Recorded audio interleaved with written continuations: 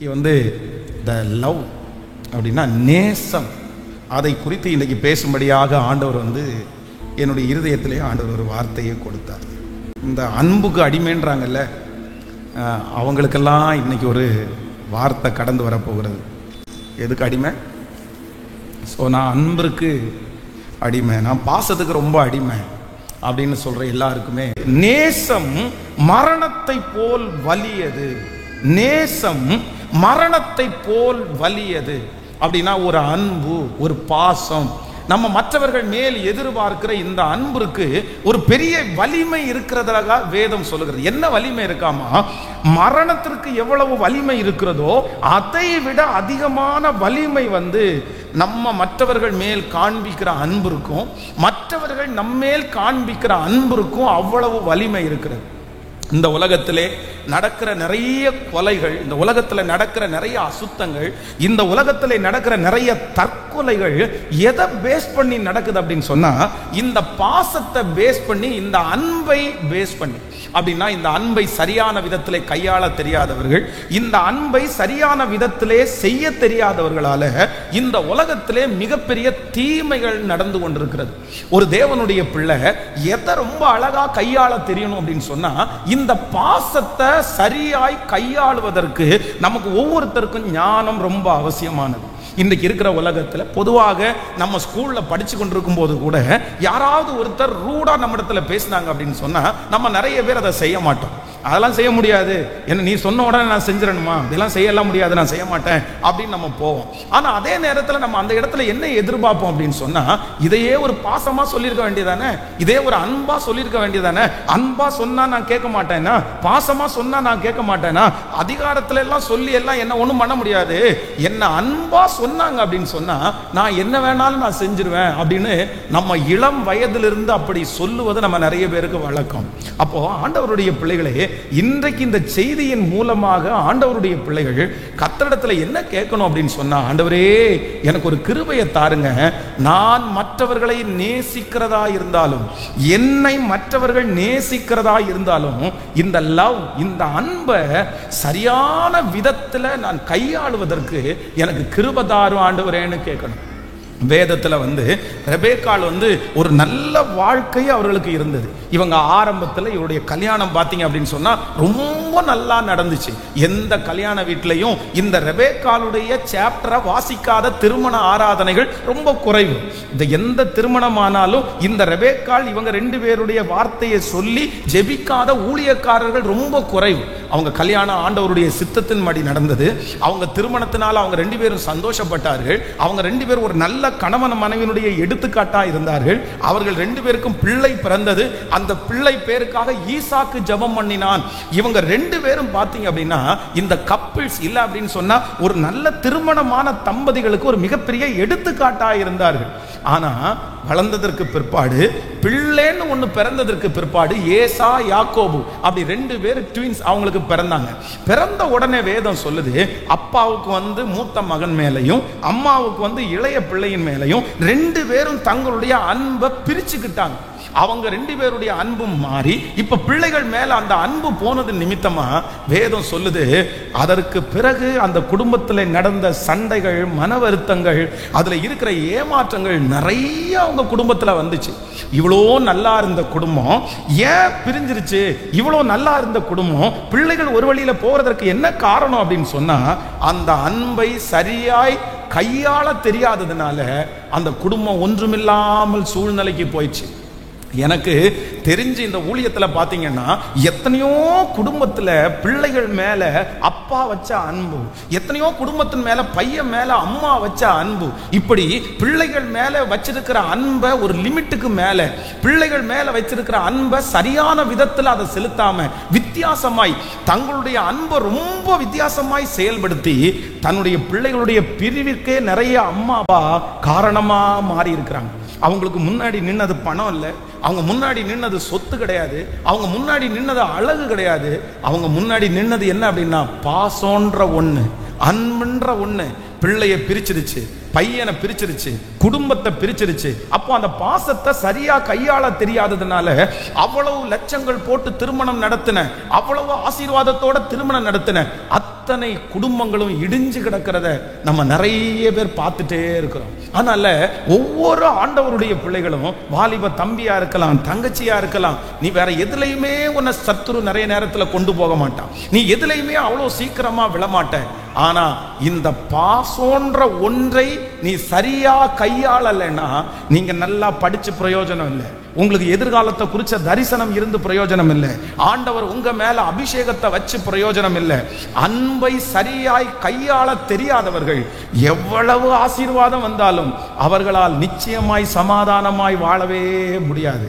அதனால இன்றைக்கு இந்த 7வது நாள் இந்த ஜெபத்துல, இன்றைக்கு இந்த ஆராதனையில நம்ம எல்லாருமே ஆண்டவரிடத்துல கேட்க வேண்டியது ஒன்று என்னன்னா, தகப்பனே எனக்கு இருக்கிற பாசமா இருந்தாலும், என்னை என்மேல் காண்பிக்கிற பாசமா இருந்தாலும் அதை சரியாய் கையாளுவதற்கு கர்த்தர் எனக்கு பலன் தருகிறவராய் இருக்கிறார். நம்முடைய கரங்களை வானத்துக்கு நேராய் உயர்த்தி சத்தமா ஒரு ஜெபம் பண்ணுவோமா? ஆண்டவரே, ஆண்டவரே, அன்பை சரியாய் கையாளுவதற்கு, நேசத்தை சரியாய் கையாளுவதற்கு சொல்லுங்க சத்தத்தை உயர்த்தி.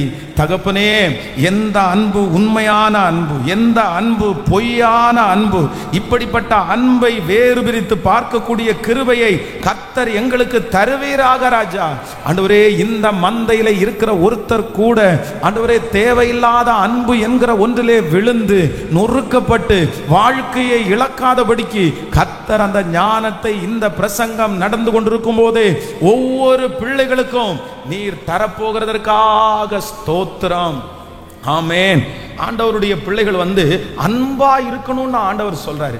ஏன்னா வேதம் சொல்லுகிறது நம்முடைய தேவன் அன்பாகவே இருக்கிறார். மற்றவங்க மேல நமக்கு பாசம் இருக்கணும், மற்றவங்க மேல நமக்கு கரிசனை இருக்கணும், மற்றவங்க மேல நமக்கு அக்கறை இருக்கணும், மற்றவர்களுக்காக அழணும், ஜெபிக்கணும். இது எல்லாமே யாருடைய குணம் என்று சொன்னால் இது ஆண்டவருடைய குணம், இது ஏசப்பாவினுடைய குணம். ஆனா அதே நேரத்தில் மற்றவர்கள் மேல் நம்ம காண்பிக்கிற அன்பும் பாசமும் ஒரு வித்தியாசமான கோணத்தில் போகுமானால், அதை பிரிக்க முடியாத அளவிற்கு போகுமானால், அதிலிருந்து கர்த்தருடைய நாமம் தூசிக்கப்படுமானால், எந்த அன்பு நல்ல அன்போ அந்த அன்பே உங்களுக்கு தீய அன்பாய் மாறிவிடும்.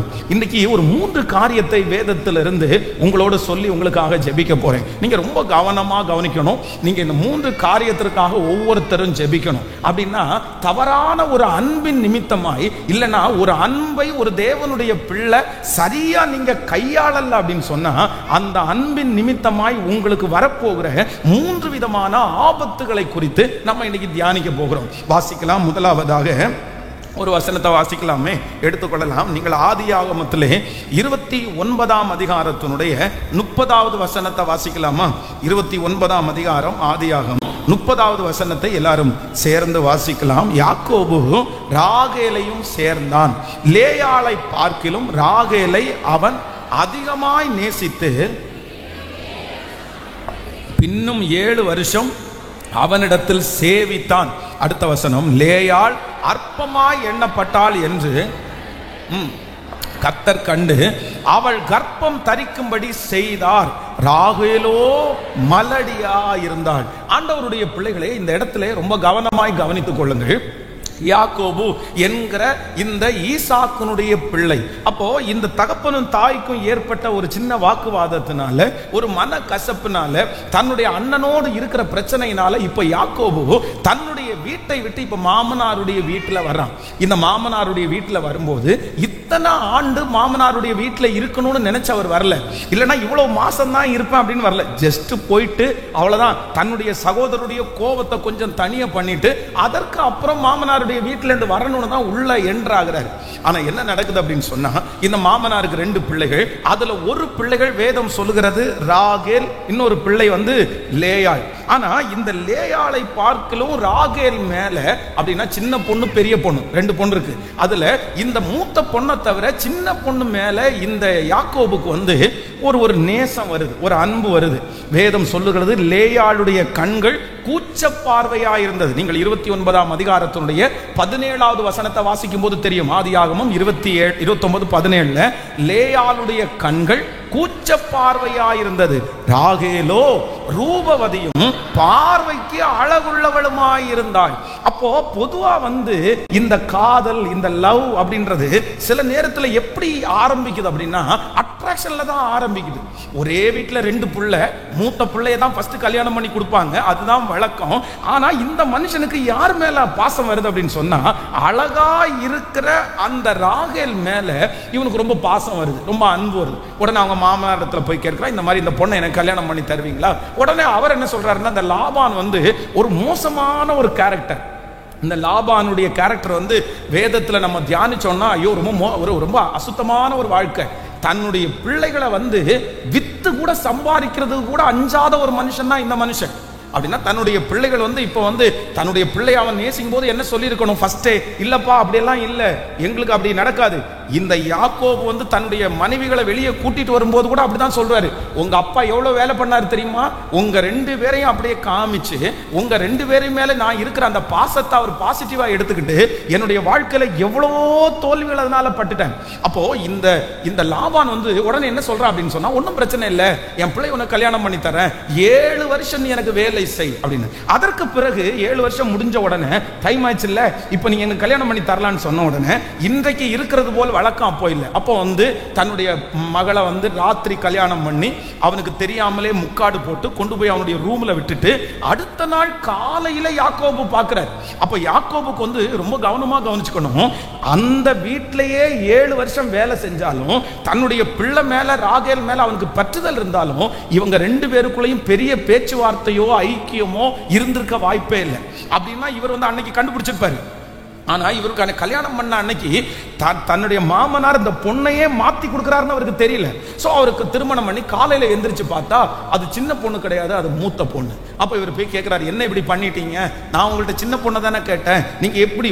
அவர் உடனே சொல்றாரு, இல்ல எங்களுக்கு எங்களுடைய ஊருடைய வழக்கத்தின்படி எங்களுக்கு பெரிய பொண்ணை வச்சுட்டு சின்ன பொண்ணெல்லாம் கொடுக்க முடியாது அப்படின்னு சொல்லி நீங்க 25வது வசனத்துல வாசிக்கும் போது, காலையிலே இதோ அவள் லேயாள் என்று யாக்கோபு கண்டு லாபானை நோக்கி, ஏன் எனக்கு இப்படி செய்தி? ராகேலுக்காக அல்லவா உம்மிடத்தில் வேலை செய்தேன், பின்ன ஏன் எனக்கு வஞ்சகம் பண்ணினீர் என்றான். அதற்கு லாபான், மூத்தவள் இருக்க இளையவளை கொடுப்பது இவ்விடத்து வழக்கம் அல்ல, இவளுடைய 7 நாளையும் நிறைவேற்று, அவளையும் உனக்கு தருவேன், அவளுக்காகவும் நீ இன்னும் 7 வருஷம் என்னிடத்தில் வேலை செய் என்றான். அப்போ இந்த லாபான் எவ்வளவு ஒரு குறுக்கு புத்தி பாருங்க, எவ்வளவு ஒரு மோசமான புத்தி பாருங்க.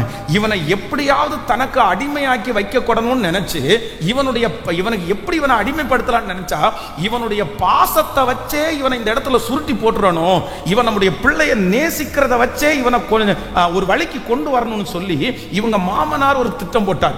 இந்த மாதிரி உலகத்துல நிறைய பேர் இருக்கிறாங்க. அப்படின்னா உங்க பாசத்தை பயன்படுத்தி, உங்க அன்பை பயன்படுத்தி, உங்களுடைய கோழைத்தனத்தை பயன்படுத்தி தங்க கூட வச்சிருக்கிறதுக்கு, தங்களுடைய வாழ்க்கையில காரியத்தை நிறைவேற்றுவதற்கு, தங்களுடைய விஷயத்தை நிறைவேற்றுறதுக்கு நிறைய பேர் இப்படி துடிப்பாங்க. நீங்க வேதத்துல சவுல் ராஜான்ற ஒரு சவுல் ராஜாவை பார்க்கிறோம். கடந்த வாரத்துல கூட நம்ம தியானிச்சோம். இந்த சவுல் ராஜாவுடைய பெண் மீகாள் தாவீதை நேசித்தது அவருக்கு என்னவா இருந்துச்சாமா? அவருக்கு ரொம்ப அந்த செய்தியை கேள்விப்பட்டவன ரொம்ப சந்தோஷமா இருந்துச்சாமா. தன்னுடைய பொண்ணு தன்னுடைய கீழே வேலை பார்க்கிற தன்னுடைய ராஜ்யத்துல இருக்கிற ஒருத்தனை நேசிக்கிறான்ற அந்த வார்த்தை ராஜாவுக்கு ஏன் சந்தோஷமா இருந்துச்சுன்னா, இவனை நேசிக்கிறத வச்சு, இந்த அன்பை வச்சு அவனை அழகா கொண்டு வந்து பெலிஸ்தியருடைய பாளையத்திற்கு கூட்டிட்டு போய் அங்க யுத்தம் பண்ண வச்சு, நீ ராஜாவுக்கு மருமகன் ஆவது ரொம்ப லேசான விஷயம் இல்ல. என்னமோ என் பொண்ணு காதலிச்ச உடனே உனக்கு கல்யாணம் பண்ணி வச்சிட முடியாது. நீ ராஜாவுக்கு மருமகன் ஆகணும்னா பெலிஸ்தியருடைய பாளையத்துல போய் நுனி தோள்களை எடுத்துட்டு வரணும்னு சொல்லி ஒரு ஐடியாவை பண்ணி இந்த தாவீது எப்படியாவது பெலிஸ்தியருடைய கையில செத்துறணும்னு ஒரு பிளான் பண்ணி இந்த அன்பை இவன் பிளஸ்ஸா பயன்படுத்துறானாமா. இன்றைக்கு இந்த சத்தத்தை கேட்கிற வாலிப தம்பி தங்கச்சி, நீ ரொம்ப கவனமா இரு. நீ பாசம் காமிக்கிற பாரு, உன்னுடைய பாசம் இருக்கு பாரு, உன் பாசத்தை நிறைய பேரு எப்படி வேணும்னாலும் யூஸ் பண்ணுவாங்க. எப்படி வேணும்னாலும் பயன்படுத்துவாங்க. ஒரு ஆண்டவரை தெரிஞ்ச ஒரு மனுஷன், ஆண்டவர் அபிஷேகம் பண்ணின ஒரு மனுஷன், ஆண்டவர் ராஜாவாக நியமித்த ஒரு மனுஷன், பெத்த பிள்ளை, அழகான பிள்ளை, ஒரு அழகான பிள்ளை தன்னுடைய ராஜ்யத்தில் இருக்கிற ஒருத்தனை நேசிக்கிறத, அந்த நேசத்தை, அந்த லவ்வை தன்னுடைய கையில எடுத்துட்டு அந்த நேசம் ஒன்றை வச்சு ஒரு கேம் மாதிரி விளையாடுவான் அப்படின்னா, ஒரு தகப்பனால அப்படி செய்ய முடியும்னா மூணாவது பர்சன் ஏன் செய்ய மாட்டாங்க? உலகத்தில் இருக்கிற நபர்கள் ஏன் செய்ய மாட்டாங்க? ரொம்ப ஜாக்கிரதையா இருக்கணும். சில நேரத்தில் இந்த உலகம் நம்ம எதை வச்சு கேம் பண்ணும் தெரியுமா? நம்முடைய பாசத்தை வச்சு விளையாண்டுருவாங்க, நம்முடைய குடும்பத்தில் விளையாண்டுருவாங்க, கணவன் மனைவியினுடைய உறவில் விளையாண்டுடுவாங்க, உன்னுடைய எதிர்காலத்திலேயே விளையாண்டுருவாங்க. நீங்க அப்படியே தெரியாம போய் விழுந்துருவீங்க. அப்போ ரொம்ப அவசியமானது, நம்ம பாசம்ன்றது யார்கிட்ட காமிக்கணும், எங்க காமிக்கணும், எந்த அளவு காமிக்கணும், எப்ப காமிக்கணும், இந்த அறிவு ஒரு தேவனுடைய பிள்ளையிடத்தில் இல்லைன்னா, நீங்க எந்த பாசத்தினால நீங்க நல்லவங்கன்னு பேர் வாங்குனீங்களோ அதே பாசத்தினால உங்களுடைய எதிர்காலம் ஒண்ணும் இல்லாம போயிடும். நீ ரொம்ப ஜாக்கிரதையா இருக்கணும். அப்போ இந்த மனுஷன் என்ன பண்றாரு அப்படின்னு சொன்னா, இப்ப அடுத்த 7 வருஷம் ஒன்னும் பிரச்சனை இல்லை, அடுத்த பொண்ணை நான் உனக்கு கல்யாணம் பண்ணி தரேன், திருப்பி 7 வருஷம் வேலை செய்யன்னு சொன்ன உடனே இந்த மனுஷனுக்கு எதுவுமே தோணல. சாதிக்கணும்னு நினைக்கிறவன், வளரணும்னு நினைக்கிறவன் அடுத்த 7 வருஷம் இப்படியே அந்த வீட்டில் பார்த்தீங்க அப்படின்னு சொன்னா கிட்டத்தட்ட ஒரு 20 வருஷத்தினுடைய பக்கத்தில் அந்த வீட்டிலிருந்து அவனால் வெளியே போகவே முடியல. காரணம் என்ன அப்படின்னா, அந்த பிள்ளைகள் மேல் அவன் வைத்த ஒரு பாசம். நம்பர் 1, முதலாவதாக பாசத்தை சரியாக உங்களுக்கு கையாள தெரியாவிட்டால் பாசமே உங்க டைமை என்ன பண்ணிரும்னா வேஸ்ட் பண்ணிரும், உங்க டைமை எடுத்துரும். அன்பு வாலிப தம்பி தங்கச்சி, உனக்கு மறுபடியும் மறுபடியும் ஆண்டவர் வாக்கு கொடுக்கிறார். நீ ஏதாவது ஒரு வீட்டில் நேசிக்கிற ஒரு காரணத்திற்காக யாரை வேணாலும் நீ நேசிக்கலாம். அந்த வீட்டில் இருக்கிற ஒரு பொண்ணை நேசிக்கலாம், அந்த வீட்டில் இருக்கிற ஒரு நபரை நீ நேசிக்கலாம். உன்னுடைய நேசம் நீ திரும்பி பார். எத்தனை வருஷத்தை வேஸ்ட் பண்ணுது, எத்தனை நாளை வேஸ்ட் பண்ணுது, படிக்க விடாம வேஸ்ட் பண்ணுது, வேலை செய்ய விடாம வேஸ்ட் பண்ணுது, தனக்கு முன்பாக இருக்கிற லட்சியத்தை நிறைவேற்ற விடாம வேஸ்ட் பண்ணுது. இந்த லவ்க்கு இருக்கிற ஒரு மிகப்பெரிய தீமை என்னன்னா, அது நம்முடைய டைமை என்ன பண்ணிரும், வேஸ்ட் பண்ணிரும். ஆமேன். சிலரெல்லாம் போய் சில வீடுகளில் போய் எப்படிதான் இப்படி உட்கார்றாங்களோ தெரியல. எப்படி உட்கார தோணுது உங்களுக்கு? ஒரு வாழ வேண்டிய பையன் எப்படி உட்காரலாம், ஒரு வேலை செய்ய வேண்டிய ஒரு பையன் ஒரு வீட்டில் போய் உட்காரலாம், அடுத்தவங்களுடைய வீட்டில் போய் எப்படி நீங்க உட்கார முடியும்? இத்தனை மணி நேரம் எப்படி உங்களால போன்ல பேச முடியுது? உங்களுக்கு ஒரு உணர்வு வராதா? என்னதான் பாசமா இருந்தாலும் இவ்வளவு மணி நேரம் நம்ம மொபைல்ல பேசுறோமே, இந்த டைமை நம்ம வேஸ்ட் பண்ணிட்டோமே அப்படின்ற ஒரு உணர்வுள்ள இருதயம் உங்களுக்குள்ள இருக்காதா? ஆண்டவருடைய பிள்ளைகளை ரொம்ப எச்சரிப்பா இருங்க. வேதம் சொல்லுகிறது, நாட்கள் பொல்லாதவைகள் ஆனதினால் காலத்தை பிரயோஜனப்படுத்திக் கொள்ளுங்கள். நீங்கள் வாழ வேண்டிய நாட்களிலே, ஓட வேண்டிய நாட்களிலே, சாதிக்க வேண்டிய நாட்களிலே, படிக்க வேண்டிய நாட்களிலே பிசாசு உங்களுக்கு கொடுக்கிற மிகப்பெரிய தந்திரம் என்னன்னா, யாரையாவது ஒருத்தரை லவ் பண்ண வச்சு, யாரையாவது ஒருத்தரை நேசிக்க வச்சு, யாரையாவது ஒருத்தர் மேல பாசம் காமிக்க வச்சு உங்களுடைய டைமை முழுக்க முழுக்க வேஸ்ட் பண்ணி எதுவுமே செய்யாம இந்த உலகத்திலிருந்து நீங்கள் கடந்து போகிறதுக்கு சத்துரு நியமிக்கிறான். ஆனால் பரிசுத்த ஆவியானவர் இன்றைக்கு உங்களுக்கு கர்த்தர் வாக்கு கொடுக்கிறார். அந்த கட்டிலிருந்து கர்த்தர் உங்களை வெளியே கொண்டு வருவதற்கு விருப்பப்படுகிறார். கர்த்தர் உங்களை வெளியே எடுத்து கொண்டு வர விருப்பப்படுகிறார். இல்ல, நான் ஒன்றுக்கும் அடிமைப்பட்டவன் அல்ல. சொல்லுங்கள், கைகளை மேல உயர்த்தி. எல்லாரையும் நான் ஆயத்தப்படுத்தும்படியாக நான் எல்லாருக்கும் அடிமை ஆனேன். ஆமேன். நான் ஒன்றுக்கும் அடிமைப்பட்டவன் அல்ல. நான் ஒன்றுக்கும் அடிமைப்பட்டவன் அல்ல. எல்லாரும் ரொம்ப கவனமா புரிஞ்சுக்கணும். பாசம் உங்க வாழ்க்கையில கொண்டு வருகிற முதல் ஆபத்து என்னன்னா, உங்களுடைய நேரத்தையும் உங்களுடைய டைமையும் என்ன பண்ணிரும்? சத்தமா சொல்லுங்க. ஒரு 3 பேருடைய கையை பிடிச்சு சொல்லுங்க, பாசம் உங்க டைமை வேஸ்ட் பண்ணுதா? நான் மனைவியின் மேல வச்சிருக்கிற பாசத்தை சொல்லல, கணவன் மனைவி மேல வச்சிருக்கிற பாசத்தை சொல்லல. எல்லா பாசமும் நம்முடைய நேரத்தை என்ன பண்ணிடக்கூடாது? சத்தமா சொல்லுங்க, வீணடிச்சிடவே கூடாது. கல்யாணமான ஒரு யுத்த புருஷன் வேதத்தின்படி 1 வருஷம் வரைக்கும் கூட ஒருவேளை வீட்டில் கூட இருக்கலாம். ஆனா 1 வருஷத்துக்கு அப்புறம் வீட்டில் இருக்க கேட்கல. சத்தமா ஹல்லேலூயா. பாசத்திற்கு ஒரு வரைமுறையை கர்த்தர் நியமித்து வைத்திருக்கிறார். விசுவாசிக்கிறீங்களா இல்லையா? இது வெறும் வாலிபர்களுக்கான செய்தின்னு நினைச்சிடாதீங்க. வாலிபர்களுக்கான 80 வயசான 75 வயசான பாட்டிகள் கூட இன்னைக்கு இந்த போனை விடுறதே இல்லை. காரணம் என்னன்னா, அந்த அம்மா போன் பண்ண ஆரம்பிச்சாங்கன்னா அந்த மருமகன் திட்டுற வரைக்கும், அந்த மருமகன் கோபப்படுற வரைக்கும், அந்த அந்த சட்டி கருகிற வரைக்கும், அங்க கேஸ்ல இருக்கிறது மொத்தம் பொங்கி வழிகிற வரைக்கும் அந்த அம்மா அவங்க அம்மாவுடைய அந்த ஃபோன் வைக்கவே மாட்டாங்க. ஏமா இப்போதானம்மா பேசினேன், ஏமா கொஞ்சம் அமைதியாக இருக்க வேண்டியதானே, ஒரு நாளில் எத்தனை டைமம்மா பேசுவேன்? நான் பேசுவேன். என் பிள்ளைகள்கிட்ட பேசாமல் இருக்க முடியுமா? என்னால் பேசாமல் இருக்க முடியுமா? அப்போ நீங்களும் கெட்டுட்டீங்க, உங்கள் பிள்ளைகளையும் கெடுத்தாச்சு. உங்கள் பிள்ளைங்க என்ன சொல்லுவாங்க? ஒரு நாளில் ஒரு வீட்டில் வேதம் சொல்லுது, புத்தி உள்ள ஸ்திரீ ஒரு கப்பலையே விலைக்கு வாங்குறாங்களாம். அந்த கப்பல்ல சரக்கு சாமான ஏத்துறாங்களாமா, அதை வச்சு ஒரு பிசினஸே பண்றாங்களாமா. இது புத்தி உள்ள ஸ்திரீயாமா. இங்க இருக்கிற ஸ்திரீ வீட்டில் இருக்கிறதெல்லாம் எடுத்து பக்கத்து தெருக்காரனுக்கு, நீ எப்பா கொண்டு போயிருப்பா, தயவு செய்து இது வேண்டாம், ஏதாவது பலசர கடை இதை கொடுக்குறியா? அந்த அளவிற்கு மோசமான ஒரு வாழ்க்கை நிறைய பேருடைய வீட்டில் வந்துருச்சு. காரணம் என்ன அப்படின்னா, இந்த பாசம். இன்றைக்கு நான் ரொம்ப ஸ்ட்ரிக்டா ஆண்டவருடைய வார்த்தையை சொல்றேன். பாசம் உங்க நேரத்தை வீணடிக்கும்னா, தயவு செய்து உங்க பிள்ளைகளுடைய நேரத்தை வீணடிக்கும்னா இன்றைக்கே நீங்க மனம் திரும்புங்க. நீங்க எதையுமே சாதிக்க முடியாது, நீங்க எதையுமே செய்ய முடியாது. நீங்க கெட்டு போறது இல்லாம உங்க பிள்ளைகளையும் நீங்க கெடுக்கிறீங்கன்னு அர்த்தம். உங்க பிள்ளை ஒன்னும் இல்லாம போகும், உங்க பிள்ளை ஒன்னும் செய்ய முடியாது, உங்க பிள்ளையினுடைய குடும்பத்துல சண்டை ஓயாது, உங்க பிள்ளைகளை பார்க்க முடியாது, குடும்பத்துல இருக்கிற யாரையுமே கவனிக்க முடியாது, பிள்ளைங்க வேலைக்கு போக முடியாது, பசங்க போய் சம்பாதிக்க முடியாது. எப்பவுமே அப்படியே பாசத்தையே கொட்டிட்டு இருந்தா எப்படி வாழ்க்கையில முன்னேற முடியும்? அதனால முதல்ல ஒரு தீர்மானம் எடுங்க. ஆண்டவரே, என்னுடைய பாசத்தினால என்னுடைய டைமை நான் இழக்கிறதற்கு ஆயத்தமா இல்லை. அல்லேலூயா. கிட்டத்தட்ட ஒரு 19 வருஷம் 20 வருஷமா நான் இந்த போனை யூஸ் பண்ணிட்டு இருக்கிறேன். கிட்டத்தட்ட என் கையில் ஃபோன் ஒரு 20 இயர்ஸ் இருக்கும். 20 வருஷத்துக்கு முன்னாடியிலிருந்து நான் ஃபோன் யூஸ் பண்ணிட்டு இருக்கிறேன். ஆனால் ஆண்டவருடைய பிள்ளைகளே, எல்லா பயத்தோட நடுக்கத்தோட உங்களுக்கு முன்னாடி ஒரு சாட்சியாக நான் சொல்கிறேன்.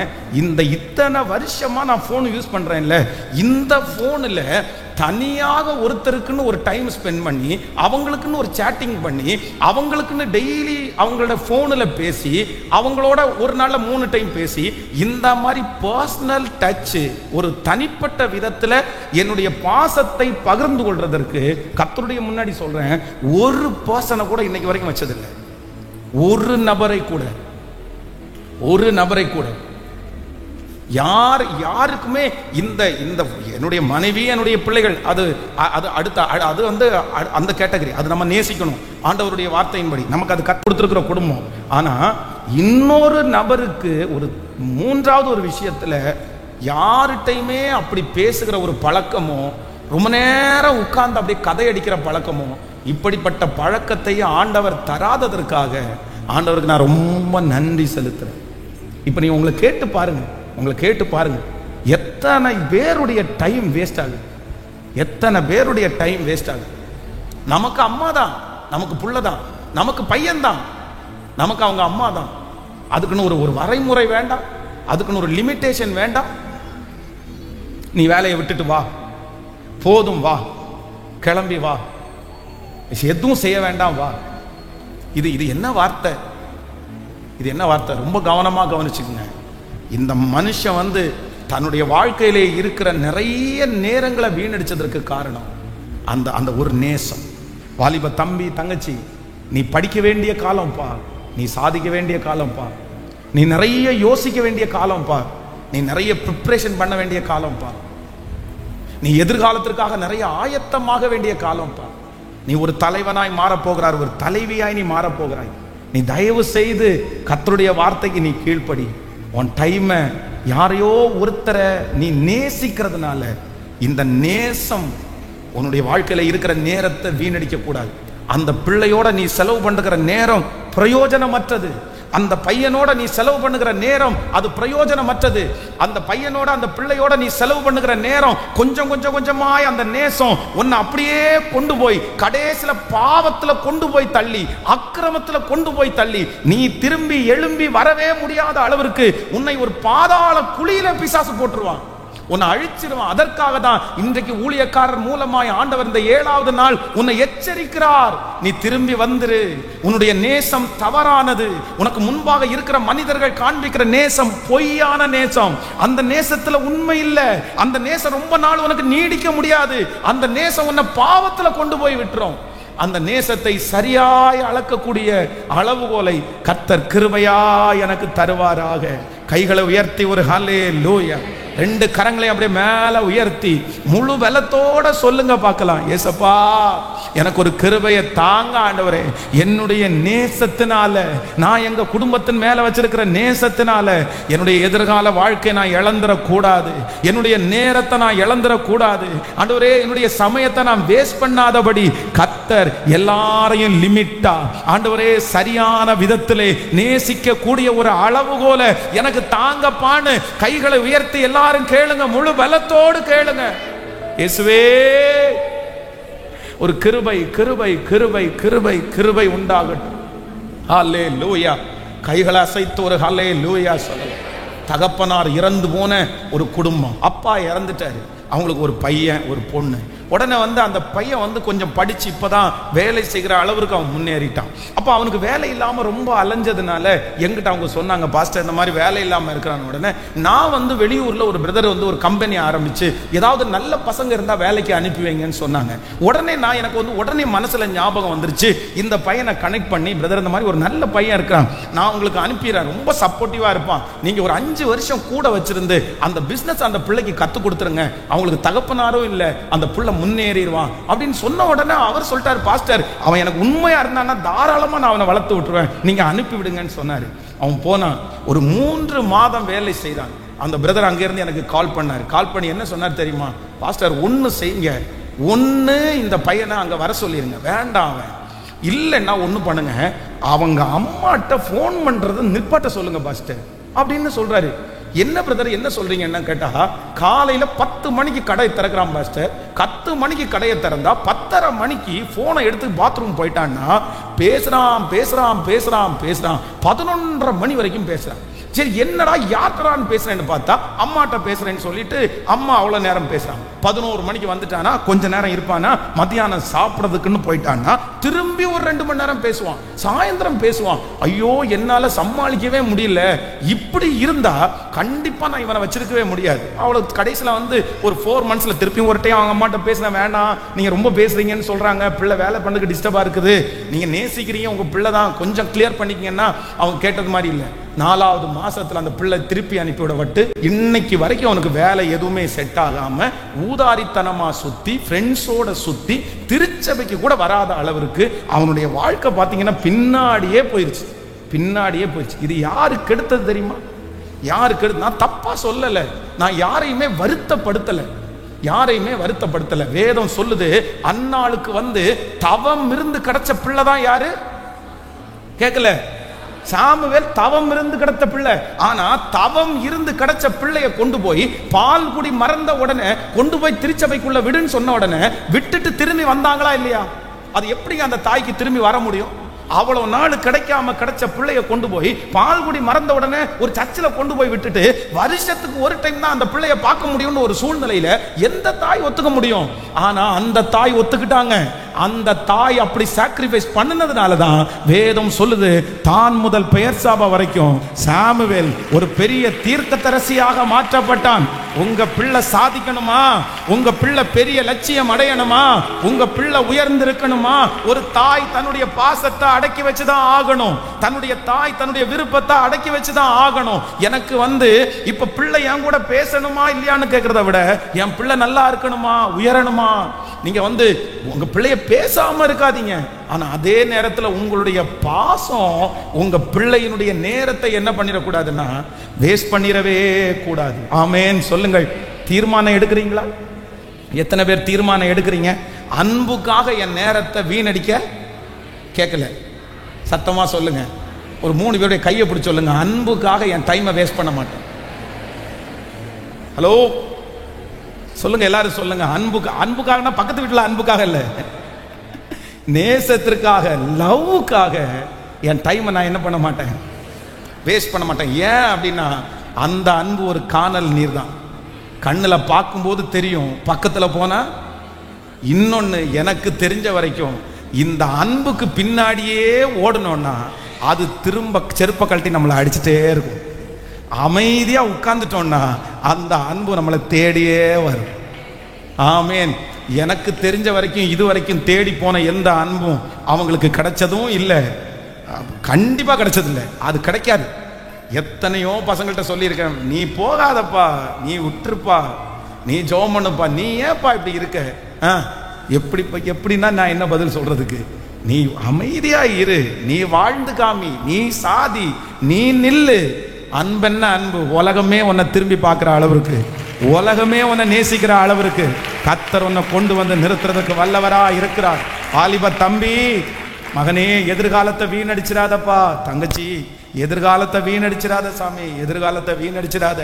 பிசாசு உனக்கு வந்து இந்த அன்புன்ற ஒன்னை கொடுத்து உன்னை எப்படியாவது உன்னை சாதனையாளர்ன்ற அந்த இடத்துல இருந்து எடுத்து போடுவான். அடிக்கடி சொல்ற மாதிரி, நீ மண்ணுக்காக மாணிக்கத்தை விட்டுறாத, நீ மண்ணுக்காக மாணிக்கத்தை விட்டுறாத. நீ எல்லாரையும் வெறுத்து இப்ப நேசிக்கிற இல்ல, நீ எல்லாத்தையும் வெறுத்து இப்ப நேசிக்கிற இல்ல, எல்லாத்தையும் விட்டுட்டு நேசிக்கிற இல்ல. அவங்க ஒரு நாள் உனக்கு மனசை வருத்தப்படுத்திட்டு போயிருவாங்க, உன்னை கைவிடுவாங்க, உன்னை துரத்திடுவாங்க. அதனால தான் உன்னை பிடிச்சி நிறுத்துறதற்காகத்தான் கர்த்தர் இந்த ஞாயிற்றுக்கிழமை ஊழியக்காரர் மூலமா கர்த்தர் பேசுறாரு. இல்ல, நீ நேசத்துல ரொம்ப வீக்கா இருக்க, பிசாசு உன்னை அந்த பலவீனத்தை காமிச்சு உன்னை அழிக்க நினைக்கிறான். ஆனா ஆண்டவர் உன்னை தடுத்து நிறுத்தி சாதிக்கிறவனாய் மாற்றுகிறதற்கு கர்த்தர் விரும்புகிறார். ஹalleluya. நன்றி அப்பா, எங்களுக்கு அந்த அறிவை தருகிறவர், எங்களுக்கு அந்த அறிவை தருகிறவர். ஆமென். சோ நம்பர் 2, இரண்டாவதாக ஒரு நேசம் மரணத்தை காட்டிலும் வலியது. அப்படின்னா அன்பை வந்து சரியான விதத்தில் நம்ம பயன்படுத்தாட்டா அது நம்மை மரணம் வரைக்கும் கொண்டு போகும். நம்பர் 2, இரண்டாவதாக இந்த அன்பினாலே வருகிற இரண்டாவது ஒரு ஆபத்தை குறித்து நம்ம வேதத்தில் நம்ம வாசிக்கிறோம். சிம்சோனுடைய காரியத்தை நம்ம எடுத்து வாசிக்கலாமா? Thank you Jesus. நியாயாதிபதிகளின் புஸ்தகம் 16ஆம் அதிகாரத்தை எடுத்துக்கொள்ளுங்கள். 16ஆம் அதிகாரத்தினுடைய 16வது வசனத்தை வாசிக்கலாமா? 16ஆம் அதிகாரத்தினுடைய 16வது வசனத்தை வாசிக்கலாம். இப்படி அவனை தினம் தினம் தன் வார்த்தைகளாலே நெருக்கி அலட்டி கொண்டு இருந்ததனால் சாகத்தக்கதாய் அவன் ஆத்துமா விசனப்பட்டு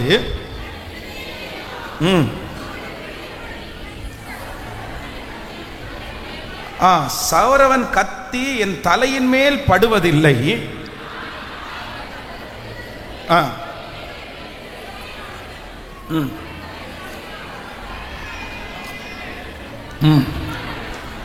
ஆமென். அதனால் தான் பலட்சியமாகி மற்ற எல்லா மனுஷரை போல ஆவேன் என்று அவளிடத்திலே சொன்னான். அடுத்த வசனத்தை கூட வாசிக்கலாம்.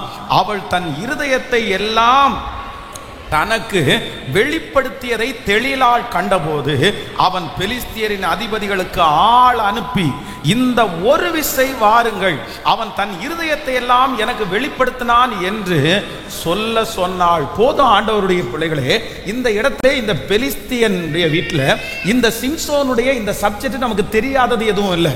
நம்ம அடிக்கடி இதை குறித்து நம்ம நிறைய தியானிச்சிருக்கிறோம், நிறைய வார்த்தைகள் தெரியும். அப்போ இந்த மனுஷனுக்கு இருக்கிற ஒரு மிகப்பெரிய ஒரு வீக் பாயிண்ட் என்ன அப்படின்னு சொன்னா, இவன் வந்து ஒரு நேசத்திற்கு அடிமையான ஒரு மனுஷன். அப்படின்னா இவன் பலசாலி, இவன் ஒரு பெரிய பராக்கிரமசாலி, யாருடைய கைக்கு இவன் அடங்காதவன், சிங்கத்தினுடைய கைக்கு இவன் அடங்காதவன், எதுவுமே இவனை கண்ட்ரோல் பண்ணவே முடியல.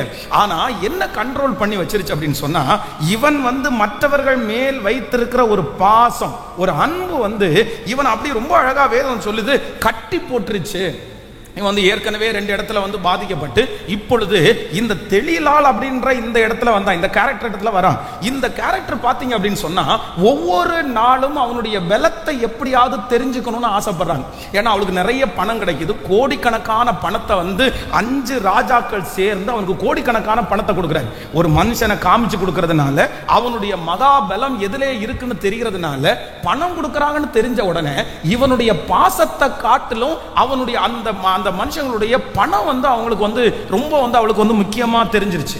சில நேரத்தில் வந்து நம்ம காண்பிக்கிற பாசத்தை வந்து பணம் என்கிற ஒன்று முன்னாடி வரும்னா, நிறைய பேருக்கு பாசத்தை விட இதுதான் முன்னாடி நிற்கும்னா பணம் தான் முன்னாடி நிற்கும். அவர்கள் பணத்திற்காக நம்முடைய பாசத்தை உதறி தள்ளுவார்கள், பணத்திற்காக பாசத்தை எடுத்து போடுவார்கள். பணம் வந்தவர்கள் மேல தான் வந்து அவங்களுக்கு அட்ராக்ஷன் போகும், பணம் வந்த இடத்துல தான் அவங்க திரும்புவாங்க, நம்முடைய பாசம் மதிக்கப்படாமல் போயிடும். இப்போ ஆண்டவர் எத்தனையோ டைம் எச்சரிக்கிறாரு, வேண்டாம், நீ தெரியாத ஒரு இடத்துல பாசம் வச்சிருக்கிற, நீ மோசமான ஒரு இடத்துல பாசம் வச்சிருக்கிற, அந்த லேடியினுடைய வழிகள் வந்து தவறான வழிகளா இருக்குது, அந்த பாதையில போகாத அப்படின்னு எவ்வளவோ எச்சரிச்சோம். இவன் அந்த பெண்ணின் மேல் வைத்த பாசத்தினால வேதம் சொல்லுது, அங்க தப்பே நடக்குதுன்னு தெரிஞ்சா கூட அந்த மனுஷனால என்ன பண்ண முடியலன்னா அங்கிருந்து வெளியே வரவே முடியல. பிரதர், சிஸ்டர், அன்பு குடும்பமே, ஒன்று நீங்கள் நினைத்துக் கொள்ளுங்கள், நீங்க அன்புன்ற ஒண்ணுக்கு அடிமை ஆயிட்டீங்கன்னா, பாசோன்ற ஒரு வலையில நீங்க விழுந்துட்டீங்கன்னா, அது கொடுமையான இடம்னு உங்களுக்கு தெரியும், அது மோசமான நபர்னு உங்களுக்கு தெரியும், அந்த நபரை திருமணம் பண்ணினா நீங்க கஷ்டப்படுவீங்கன்னு தெரியும், அந்த மனுஷனுடைய வழிகள் எல்லாம் பொல்லாத வழிகள் என்று உங்களுக்கு தெரியும். ஆனா இந்த பாசத்துல விழுந்துட்டாங்கன்னு சொன்னா நிறைய நேரத்துல தப்புன்னு தெரிஞ்சா கூட அதிலிருந்து வெளியே வர முடியாம இந்த பாசம் கட்டி போடும். எனக்கு தெரியும் ஆண்டவருடைய பிள்ளைகளே, இதே கோயம்புத்தூர் பகுதியில் சுப்பாத்தாள் ஸ்ட்ரீட்ல வந்து சர்ச் நடத்திட்டு இருக்கும் போது 30 பேர் தான் அங்க திருச்சபைக்கு வருவாங்க. அப்போ அந்த திருச்சபையினுடைய வாசல் வந்து ஒரு ரோட்டு மேலதான் அந்த சர்ச் இருந்துச்சு. அந்த ரோடு வழியாக நிறைய பேர் காலையில ஞாயிற்றுக்கிழமையான சர்ச்சுக்கு கிளம்பி போவாங்க. நம்முடைய சர்ச் வந்து 9 மணிக்கு அப்ப ஆரம்பிக்கும். ஆனா நிறைய திருச்சபைக்கு, இங்க இருக்கிற பெரிய பெரிய திருச்சபைக்கு காலையில 7 மணி 6 மணிக்கு சர்வீஸ் ஆரம்பிக்கும். ஒரு குடும்பம், குறிப்பிட்ட ஒரு குடும்பம் 2 பிள்ளைகளோடு சேர்ந்து காலையில எல்லா வாரமும் நான் வந்து அந்த சர்ச்சில் நான் வந்து ஒரு மணி நேரத்துக்கு முன்னாடியே போவேன். என்னை எட்டி பார்த்து ஒரு பிரைஸ் தலால் சொல்லிட்டு அவங்க சர்ச்சுக்கு போயிடுவாங்க. ரொம்ப நல்ல குடும்பம். ஞாயிற்றுக்கிழமை அவங்க சர்ச்சுக்கு போயிடுவாங்க. ஃப்ரீயா இருக்கிற நேரத்தில் இட கூட்டத்துக்கு நம்ம திருச்சபைக்கு வருவாங்க. அப்போ அந்த சுப்பாத்தாள் ஸ்ட்ரீட்ல பாத்தீங்க அப்படின்னு சொன்னா ஒரு வராண்டா ஒன்று இருக்குது. அந்த சைட்ல ஒரு செவர், ஒரு டீக்கடையினுடைய முன்னாடி வராண்டா. அந்த வராண்டால பாத்தீங்கன்னா ஒரு 6-7 பசங்க உட்கார்ந்து இருப்பாங்க. அத்தனை பசங்களும் குடிகாரங்க. அப்பவே பாத்தீங்கன்னா கஞ்சாவுக்கு அடிமையான பசங்க, ரொம்ப ரவுடித்தனம் இருக்கிற பசங்க. அப்போ இந்த பிள்ளை வந்து இந்த அவங்க அப்பா அம்மாவோட சர்ச்சுக்கு போகும்போது அங்க இருக்கிற ஒரு பையன் மேல இந்த பிள்ளைக்கு ஒரு அட்ராக்ஷன் வருது. அவனும் இந்த பிள்ளையை எப்படியாவது கைக்குள்ள போடணும்னு நினைச்சு, நீ எனக்கு அம்மா, நீ நான் என்ன அம்மாவா தான் நான் பாக்குறேன் அப்படின்னு சொல்லி ஏதோ ஒரு சில வார்த்தைகளால அந்த பிள்ளைய வந்து அவன் பக்கமா திருப்பிட்டான். இவளுடைய இருதயம் அவன் பேர்ல ரொம்ப நேசமாயிருச்சு. அந்த அம்மா அப்பா திணறிட்டாங்க பாருங்களேன். என்னிடத்துல வந்து சொன்னாங்க, பாஸ் என்ன பண்றனே தெரியல. நான் அந்த பாப்பாவை கூப்பிட்டு பேசினேன், இல்லப்பா வேண்டாம், அவனுடைய வழி. அவன் என்ன சொல்றா தெரியுமா, பாஸ்டர் அவனை விட நல்லவங்க ஒன்றும் சர்ச்சில் இல்லை, அவனை விட சர்ச்சில் இருக்கிறவன் எல்லாம் அவ்வளவு மோசமா இருக்கான், இவன் என்னமோ ரவுடித்தனம் மட்டும்தான் பண்றான், இவன் செய்யற தப்ப வெளியில காமிக்கிறான், ஆனா சர்ச்சில் இருக்கிறவங்க பண்ற தப்ப யாரு வெளியில காமிக்கிறான், அவ்வளவு மோசமான. பைபிள் தூக்குறவங்கள விட அவன் பரவாயில்ல, சர்ச்சுக்கு வர்றவங்கள விட அவன் பரவாயில்ல, என்னென்னமோ பேசிட்டான். அவளுடைய இருதயம் அவன் பேர்ல நேசமா இருக்குது, பிரிக்கவே முடியல. தப்பு பண்ற, அவனுடைய வழிகள் சரியில்லை, கேட்கவே இல்லை. திருமணம் ஆகிறதுக்கு முன்னாடி கோயம்புத்தூர்ல வந்து மெயின் ரோட்ல ஒரு பையனை வந்து கல்லு தூக்கி போட்டு கொல்றாங்க. நீங்க நிறைய பேர் இந்த செய்தியை கேள்விப்பட்டிருக்கீங்க. ஓப்பனா சொல்றேன், அந்த கல்லு தூக்கி போட்டு ரோட்லயே 4-5 பேர் சேர்ந்து அடிச்சு ஒரு பையன் அங்க செத்து போயிடறான். அது பேப்பர்ல எல்லாம் வந்துச்சு. அந்த நியூஸ்ல அந்த டீம்ல அந்த பையன் இருக்கான். அரெஸ்ட் பண்ணும்போது அவனையும் சேர்த்து அரெஸ்ட் பண்றாங்க. அந்த அரெஸ்ட் பண்ண உடனே அவங்கள்ட்ட சந்திக்கிறேன், இந்த மாதிரி நீ வந்து இந்த மாதிரி பேசிட்டு இருக்கிற அந்த பையனும் சேர்ந்து அரெஸ்ட் ஆயிருக்கிறான், அந்த கூட்டத்தில் அவனும் ஒருத்தன் அப்படின்னு சொன்ன உடனே அந்த பாப்பா என்ன சொல்லிச்சு தெரியுமா, அவன் அந்த மாதிரி விஷயத்துக்கெல்லாம் போக மாட்டான், அவன் ஃப்ரெண்ட்ஸ் வேணும்னு அவன் பேரையும் சேர்த்து விட்டுருக்காங்க.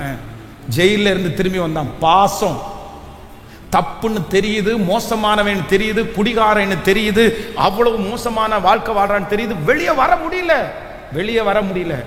அப்புறம் யாருடைய கண்ட்ரோல்லையும் இல்லாம திருமணம் பண்ணிட்டான். யாரும் அவங்க திருமணம் பண்ணி வைக்கல, அவளே போய் திருமணம் பண்ணிட்டான்.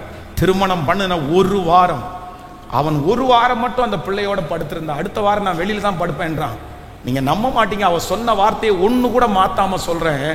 ஒரு ரெட் கலர் ஒரு டவல்ல நம்ம ஜல்லி இருக்கு பாருங்க, ரோட்ல இருக்கிற ஜல்லி, பெரிய ஜல்லி இருக்குல்ல, அந்த ஜல்லிய அவன் வந்து அந்த டவல்ல கட்டி நைட்டு படுக்கும்போது தலைமாட்டில் வச்சு படுக்கிறான்.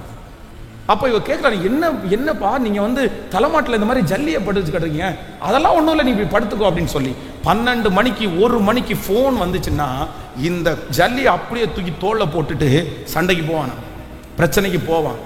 மாறல்ல, திருந்தல்ல, அவளுடைய வாழ்க்கை நரகமாயிருச்சு, நரகமாயிருச்சு. இன்னைக்கு ஏதோ ஒரு பிள்ளையை எச்சரிக்கிறார் ஆண்டவர், ஏதோ ஒரு தம்பி ஆண்டவர் எச்சரிக்கிறார், ஏதோ ஒரு பிரதர் ஆண்டவர் எச்சரிக்கிறார். பிரதர், பாசம் உங்க கண்ணை மறைக்குது. பிரதர் சிஸ்டர், பாசம் உங்க கண்ணை மறைக்குது. அது அதல பாதாள குழி, அது மோசமான இடம். எல்லாருமே அவன் கேரக்டர் சரியில்லைன்னு சொல்லிட்டாங்க, எல்லாருமே அவ கேரக்டர் சரியில்லைன்னு சொல்லிட்டாங்க. ஆனா உங்கள்கிட்ட நடிக்கிறான்னு நல்லா தெரியுது, உங்கள்கிட்ட அவங்க நடிக்கிறாங்கன்னு நல்லா தெரியுது. நீங்க நடிக்கிறத மட்டும்தான் பாக்குறீங்க, மற்றவங்க சொல்ற ஒரு வார்த்தை கூட உங்களுடைய தலையில போக மாட்டேங்குது. உங்களுக்கு அவங்க மேல வச்சிருக்கிற பாசம் வந்து அதை நம்பிக்கைக்குரியவங்களா காமிக்குது. ஆனா ஆண்டவர் இன்னைக்கு ஊழியக்காரன் மூலமா நேருக்கு நேர் எச்சரிக்கிறார், உங்க முகத்துக்கு முகத்தை எச்சரிக்கிறார். நீ வெளியே வரலன்னா, நீ அதை விட்டுட்டு வரலன்னா, நீ உதறி தள்ளலன்னா உன் பாசம் உன்னை அதல பாதாளத்துக்குள்ள கொண்டு போயிரும், உன்னை அசுத்தத்திற்குள்ள கொண்டு போயிரும், உன்னை தூக்கி எடுக்க முடியாத அளவுக்கு உன்னை கொண்டு போயிரும். அந்த மனுஷனை நீங்க மாத்துவீங்கன்னு நினைக்கிறீங்க, ஆனா மனுஷனை மாத்துறதுக்கு நமக்கு பலன் இல்ல. எந்த மனுஷனையும் நம்மளால மாத்த முடியாது, எந்த மனுஷனையும் நம்ம ரட்சிக்க முடியாது, எந்த மனுஷனுக்குள்ளேயும் கிறிஸ்துவை நம்ம கொண்டு போக முடியாது. ரட்சிப்பு என்கிறது கர்த்தருடைய கரத்துல மட்டும்தான் இருக்குது. அவர் ஒருவர் மட்டும்தான் செய்ய முடியும், நம்மளால செய்ய முடியாது.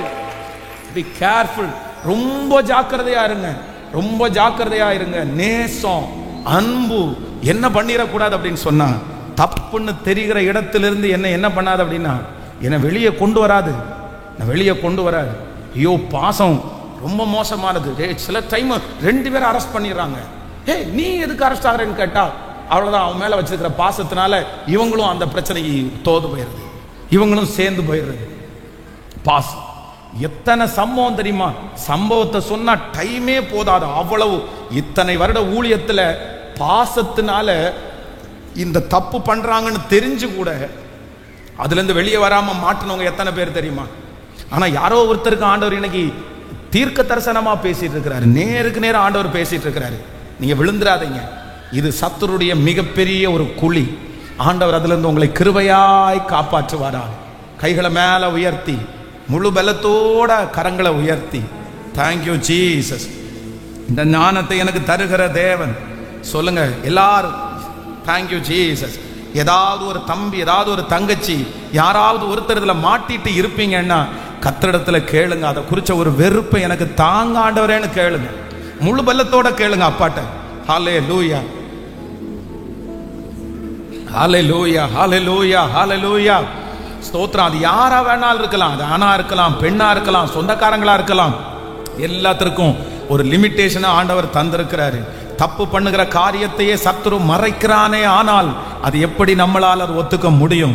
சொல்லுங்க, ஜெபம் பண்ணுங்க. தகப்பனே, எங்களுக்கு ஒரு கிருபை வெளிப்படுவதாக. கேளுங்க சிஸ்டர், பிரதர் கேளுங்க. வாலிப தம்பி, ஆண்டவர் உன்னை ரட்சிக்கிறதுக்கு விரும்புகிறார், கர்த்தர் உன்னை தூக்கி எடுக்கிறதுக்கு விரும்புகிறார். ஸ்தோத்திரம், ஹல்லேலூயா. சில மனிதர்களுடைய பாசத்தை பயன்படுத்த நினைக்கிறாங்க, உன்னுடைய அன்பை பயன்படுத்த நினைக்கிறாங்க, உன்னுடைய வெகுளித்தனத்தை பயன்படுத்த நினைக்கிறாங்க. ஆனா கர்த்தர் இன்னைக்கு உன்னை தடுத்து நிறுத்த விரும்புகிறார். ஆண்டவர் உங்களை காப்பாற்றுவதற்கு விரும்புகிறார், கர்த்தர் உங்களை தூக்கி எடுக்கிறதற்கு விரும்புகிறார். இல்ல, உங்க மேல ஒரு பெரிய கரிசனை ஆண்டவர் வச்சிருக்கிறார், உங்க மேல ஆண்டவர் ஒரு பெரிய சித்தத்தை கர்த்தர் வைத்திருக்கிறார். கைகளை உயர்த்தி, இயேசுவே என்னை தூக்கி எடுப்பீராக. இப்படிப்பட்ட ஆபத்துகளுக்கு எங்களை விலக்கி கர்த்தர் கிருபையாய் காத்துக்கொள்ளும். ஹல்லேலூயா. எத்தனை பேருக்கு புரியுது? எத்தனை பேருக்கு புரியுது? இனி வந்து ஒரு காலத்திலையும் அவங்க நல்லவங்க, அவங்க நல்லவன் அப்படின்னு நீங்க என்ன பண்ணக்கூடாது. சொல்லுங்க. கேட்டா நீங்க பார்க்குற பார்வை அப்படியாகும். நம்ம சிகரெட் அடிச்சதை பார்த்துட்டு இருக்கிறோம், நீங்க பார்க்குற இது என்ன சொல்ல? புரியுதா நான் சொல்றது உங்களுக்கு? நான் சொல்றது விளங்குதா? நம்மகிட்ட வந்து கெட்டவன், கெட்டாளு, இல்லை கெட்ட பொண்ணு, இல்லை கெட்ட பையன், கெட்ட குடும்பம் அப்படின்னு சொன்னா உங்களுக்கு என்ன தெரியும்? உங்களுக்கு என்ன தெரியும்? அவர் இருதயம் எப்படி இருக்கு தெரியுமா? ஹார்ட் எப்படி இருக்கு தெரியுமா? இப்ப தெரியாது ராசா, இப்ப தெரியாது கண்ணா. இப்ப நாங்க பகையாளியும் அவங்க ரொம்ப நல்லவங்களாகவும் உங்களுக்கு தெரிவாங்க, ரொம்ப நல்லவங்களா தெரிவாங்க. ஐயோ, வாழ்க்கையிலே தப்பே செய்யாத ஒரு ஆள் உண்டுன்னா நீங்க நேசிக்கிற ஆள் மட்டும்தான், நீங்க விரும்புற ஆள் மட்டும்தான்.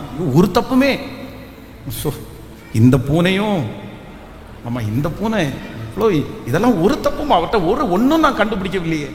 இயேசுநாதருக்கு பக்கத்திலேயே அவருக்கு இடம் கொடுத்துடணும். நீங்க கொடுக்குற சர்டிபிகேட் பார்த்தா அப்படிதான் இருக்குது. என்ன சர்டிபிகேட்? நம்ம என்ன கல்யாணத்தில் சர்டிபிகேட் கொடுக்கறது? பொண்ணு கொடுக்கும் பாருங்க சர்டிபிகேட், பையன் கொடுப்பான் பாருங்க சர்டிபிகேட். எத்தனை நாளைக்கு கொடுப்பப்பா? கல்யாணம் வரைக்கும் கொடுப்பேன். அதுக்கப்புறம் 6 மாசம் தாண்டி நீ கொடுத்து பாரு, நீ கூட நீ அப்பதான்டா நான் நம்புவேன். அது எப்போ கொடுத்து? ஐயோ பாஸ்டர் அப்படிலாம் நினைச்சேன். என்ன பண்ண முடியும்? இல்லை, இது சொல்லும் போது சிலருக்கு வருத்தமாக கூட இருக்கலாம். நான் என்ன நம்புறேன்னா, நீங்க கர்த்தர் என் கையில கொடுத்துருக்கிற பிள்ளைங்க, உங்களை நேர்வழியாய் நடத்த வேண்டியது ஆண்டவர் என் தலை மேல வச்சிருக்க கடமை. உங்களுக்கு ஸ்ட்ரிக்டா சொன்னாலும் உங்க மேல நான் பாசம் வச்சு நான் என்னுடைய வாழ்க்கையில பார்க்கறது தான் நான் சொல்றேன். நீ விழுந்துடக்கூடாதுன்றதுல உங்க அம்மா அப்பாவுக்கு எவ்வளவு கரிசனையோ அதே கரிசனை ஆண்டவருக்கு இருக்குது, ஆண்டவருடைய ஊழியக்காரனுக்கு இருக்குது. அதனால இந்த வார்த்தையை தயவு செய்து நீ துச்சமா எடுக்காத, நீ உதறி போடாத. என்னைக்கும் உதறி போடுறது மாதிரி இந்த வார்த்தையை நீ உதறி போடாத. இன்னைக்கு ஆண்டவர் நேருக்கு நேர் உங்ககிட்ட என்கவுண்டர் பண்றாரு. ஸ்ட்ரெயிட்டா ஆண்டவர் நின்று பேசிட்டு இருக்கிறாரு. முகமாய் ஆண்டவர் பேசுகிறார். இன்னைக்கு இருக்கிற செய்தி உனக்காக மட்டுமான செய்தி. கர்த்தர் சொல்லுகிறார், அந்த பாச வலைகளை சிக்கிட்டு தவிக்காத, நீ வெளியே வந்துரு. உன்னை ஆண்டவர் சொல்றார், உங்களை கொண்டு அவர் செய்யக்கூடிய சித்தத்தை நிறைவேற்றுவார். உங்களை பயன்படுத்துறதுக்கு வல்லவராய் இருக்கிறார். ஹல்லேலூயா. தப்புன்னு தெரிஞ்சு வெளியே வரணும். அதுதான் உண்மையான ஆண்டவருடைய பிள்ளைகளுக்கு அழகு. ஹல்லேலூயா. என்னை நடத்துகிற தேவன் என்னோடு கூட அவர் இருக்கிறார். அவர் என்னை காப்பாற்றுகிறவர். இயேசு தேவா அர்ப்பணித்தே என்னையே நான் அர்ப்பணித்தே. இயேசு தேவா அர்ப்பணித்தே என்னையே நான் அர்ப்பணித்தே. ஏற்றுக்கொள்ளும் ஏந்திக் கொள்ளும் என் இதயம் வாசம் செய்யும். ஏற்றுக்கொள்ளும் ஏந்திக் கொள்ளும் என் இதயம் வாசம் செய்யும். அப்பாவும் திரு சித்தம் என் அன்றாட உணவையா நான் தப்பாமல் பாதம் தினம் எப்போதும் அமர்ந்திருப்பேன். சொல்லோ அப்பா திரு சித்தம். அப்பா என் அன்றாட காப்பாற்றுங்க ஆண்டவரே, தூக்கி எடுங்க ஆண்டவரே. ஓ தினம் எப்போதும் அமர்ந்திருப்பேன். கைகளை மேல உயர்த்தி இயேசு தேவா அர்ப்பணித்தே என்னையே நான் முழுபலத்தோடே. ஏசப்பா ஏசப்பா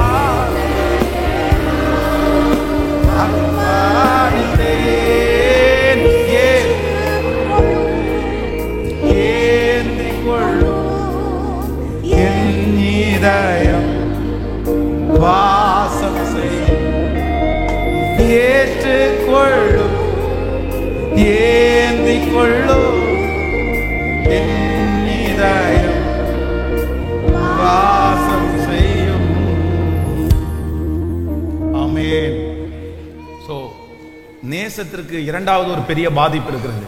ஃபர்ஸ்ட் நம்பர் 1, நேசத்தினுடைய தீய வல்லமை ஃபர்ஸ்ட் என்ன அப்படின்னா, என்னுடைய நேரத்தை எல்லாம் அது என்ன பண்ணிரும், என் நேரத்தை வீணடிக்கிற நேசத்தை கண்டிப்பா நான் என்ன பண்ண மாட்டேன். எனக்கு நேரமா அன்பா அப்படின்னு பார்க்கும்போது எனக்கு டைம் முக்கியம். நம்பர் 2, இரண்டாவதாக என்னுடைய வாழ்க்கையில நான் ரொம்ப நினைக்க வேண்டியது என்ன அப்படின்னு சொன்னா, தப்புன்னு தெரிஞ்சு கூட என்ன நான் தப்புன்னு சொல்ல முடியாத அளவிற்கு ஒரு இடத்துல என்னுடைய நேசம் இருக்குமானால், அந்த நேசம் என்ன நேசம், எனக்கு தப்பு அது சரியில்லை, ஆனா என்ன ஒத்து போக பண்ணுதா, தப்புன்னா கூட பரவாயில்ல அப்படின்ற அளவுக்கு நான் போயிட்டேன்னா நான் அன்புல என்னவா இருக்கேன்னு அர்த்தம், நான் அன்புல அடிமையா இருக்கேன்னு அர்த்தம், அந்த நேசத்துல அடிமையா இருக்கேன்னு அர்த்தம். பி கேர்ஃபுல், ரொம்ப கேர்ஃபுல்லா இருக்கு. நம்பர் 3, மூன்றாவது ஒரு காரியத்தை சொல்லி நான் ஜெபித்து முடிக்கிறேன். ஆதியாகமம் 34ஆம் அதிகாரத்தினுடைய 3வது வசனத்தை வாசிக்கலாமா? ஆதியாகமம் 34ஆம் அதிகாரத்தினுடைய 3வது வசனம். அவனுடைய மனம் யாக்கோபின் குமாரத்தியாகிய தீனாளின் மேல் பற்றுதலாயிருந்தது. அவன் அந்த பெண்ணை நேசித்து அந்த பெண்ணின் மனதிற்கு இன்பமாய் பேசினான். சீகேம் தன் தகப்பனாகிய ஏமோரை நோக்கி, இந்த பெண்ணை எனக்கு கொள்ள வேண்டும் என்று சொன்னான். தன் குமாரத்தியாகிய தீனாளை அவன் தீட்டுப்படுத்தினதை யாக்கோபு கேள்விப்பட்ட போது அவன் குமாரர் அவனுடைய மந்தையினிடத்தில் வெளியிலே இருந்தார்கள்.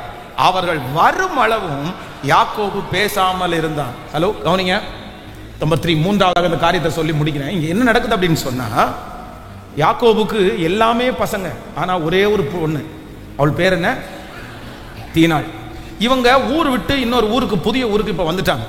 இந்த ஊர்ல வந்த உடனே பசங்க எல்லாம் ஆடு மேய்க்கிறதுக்கு போயிட்டாங்க. அப்பா வீட்டுல இருக்கிறாரு, இந்த பொண்ணு வீட்டுல இருக்கு. இந்த பொண்ணு என்ன சொல்லுது அப்படின்னு சொன்னா, அவங்க அப்பாட்ட ஒரு பர்மிஷன் கேட்கறாங்க. இந்த மாதிரி தேசத்துல இருக்கிற பெண்களை எல்லாம் சுற்றி பார்க்கறது அப்படின்னா டூர் போறது கிளம்பிட்டான். நான் ஒரு டூர் போயிட்டு வரேன், இந்த பட்டணம் நல்லா இருக்குது, எங்க ஆறு இருக்குது, எங்க குளம் இருக்குது, எங்க மால் இருக்குது, எங்க பியூட்டி பார்லர் இருக்குது, இதெல்லாம் நான் போய் ஒரு விசிட் பண்ணிட்டு வரேன்னு சொல்லிட்டு இந்த மகள் வந்து வீட்டை விட்டு கிளம்பும் போது டூருக்கு போகிறதற்கு இவங்க அப்பா ஒத்துக்கிட்டார். சரி போயிட்டு வா அப்படின்ட்டார். எல்லா டூருக்கும் எல்லாருமே ஒத்துக்க கூடாது. இந்த டூர் போற இடத்துல சந்தோஷம் எந்த இடத்துல அதிகமா இருக்குதோ, ரொம்ப சந்தோஷமாகும் போது அந்த இடத்துல வந்து சிலர் வந்து தவறு செய்கிறதற்கு அஞ்ச மாட்டார்கள். சந்தோஷம் இருக்கிற இடத்துல ரொம்ப கவனமா தான் இருக்கணும். ஜாலியா இருக்கிற இடத்துல ரொம்ப கவனமா தான் இருக்கணும். நம்மவும் பாருங்களேன், ரொம்ப ஜாலி ஆயிட்டாங்கன்னா அந்த இடத்துல வந்து சில நேரத்துல வந்து தேவையில்லாத வார்த்தை பேசுவாங்க, ஆகாத வார்த்தைகளை பேசுவாங்க. அதனால அந்த இடத்துல ரொம்ப கவனமா இருக்கணும். இந்த இடத்துல என்ன நடக்குது அப்படின்னு சொன்னா, இந்த சகோதரி வந்து இப்ப வீட்டை விட்டு வெளியே போயாச்சு. போகும்போது அந்த சீகேம் நாட்டில் இருக்கிற ராஜாவுடைய மகன் அவர் என்ன பண்றாருன்னா, அந்த வழியா வரும்போது நம்முடைய ஊர்ல இருக்கிற பொண்களை விட இந்த புள்ள வந்து வித்தியாசமா தெரியறதுனால இந்த புள்ள மேல அவனுக்கு அன்பு ஆயிடுச்சு. இவன் ஒரு ராஜகுமாரனா இருக்கிறதுனால கேட்கறதுக்கு யாரும் இல்லைன்னு நினைச்சிட்டு அந்த பிள்ளைக்கு ரொம்ப இன்பமா அழகா அவளுக்கு பிடிச்சது மாதிரி பேசி அரண்மனைக்கு கூட்டிட்டு போயிட்டு அந்த பிள்ளைய வந்து இப்ப தவறாய் நடத்தியாச்சு. இப்போ அவங்க அப்பாவுக்கு அது தெரியுது. அவங்க சகோதரர்கள் எல்லாம் வந்த உடனே அவங்க ரொம்ப பெரிய பிரச்சனை பண்ணி இப்போ ஒரு பெரிய பிரச்சனை பண்ணுது. உடனே அந்த சீகேம் வந்து அவங்க அப்பா எமோரையும் கூப்பிட்டு, அந்த ராஜா அந்த நாட்டினுடைய முக்கியமான வந்துட்டு யாக்கோபு இடத்துல பொண்ணு கேட்கிறாரு. சரி பரவாயில்ல, எங்க பையன் இந்த மாதிரி பண்ணிட்டான், ஆனா எங்க பையன் வந்து உங்க பொண்ணு மேல ரொம்ப நேசமா இருக்கான், உங்க பிள்ளைய வந்து எனக்கு கல்யாணம் பண்ணி கொடுங்க அப்படின்னு சொல்லி கேட்ட உடனே யாக்கோபு என்ன சொல்றாரு அப்படின்னு சொன்னா, எங்க ஊருடைய வழக்கத்தின்படி நாங்க உங்களுக்கு பொண்ணு தர முடியாது. ஏன் அப்படின்னா, நீங்க விருத்த சேதனம் இல்லாதவங்க, அப்படின்னா நீங்க ஞானஸ்நானம் இல்லாதவங்க. எங்களுக்கு வந்து ஞானஸ்நானம் கொடுத்து ரட்சிக்கப்பட்டு சர்ச்சுக்கு வந்து பாஸ்டரோட இது இருந்து எல்லாத்துலயும் அட்டன் பண்ணி திருவிருந்து அட்டன் பண்ணாதான் நாங்க கல்யாணம் பண்ணி கொடுக்க முடியும் அப்படின்னு சொன்ன உடனே அவர் என்ன சொல்றாரு தெரியுமா, திருவிருந்து தானே எடுத்துடலாம், ஞானஸ்நானம் தானே எடுத்துடலாம். இன்னைக்கு நடக்கிறது மாதிரி தான் அப்பவும் நடந்திருக்குது.